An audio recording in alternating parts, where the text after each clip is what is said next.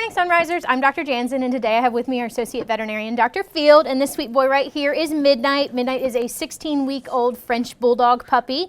Midnight was picked up by his parents over in Birmingham and was home for about 10 days when they noticed that he started to have really bad diarrhea, started to vomit, started to act very lethargic, so they called us and brought him in. And as soon as we hear that puppies have vomiting and diarrhea, really kind of any age, we start to get extremely worried about Parvo. And so Parvo is a virus that attacks the crypt cells in the tonsils and throughout the GI tract. And so you always kind of hear about Parvo. You get these really sick puppies, vomiting, diarrhea, they're flat out, and Parvo is deadly.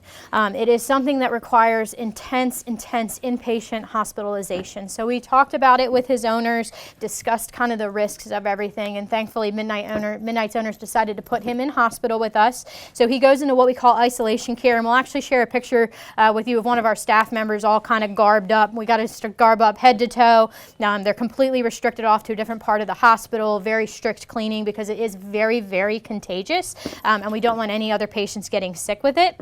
So he stayed in intensive care, I believe for 3 days, and was here on IV medication, supportive care.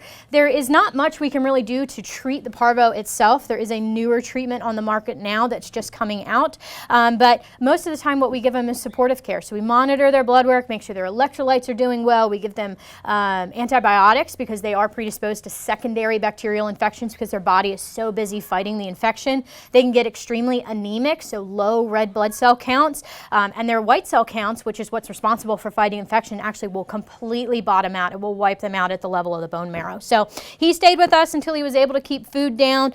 He was quite the gentleman while he was here the entire time. And as you can see, he has recovered fully, and now we'll go through his full vaccination series. So it's extremely important that your puppies are vaccinated so they don't end up with Parvo. But if you notice that your puppy vomiting, diarrhea, acting lethargic, give us a call. I promise your pets will thank you.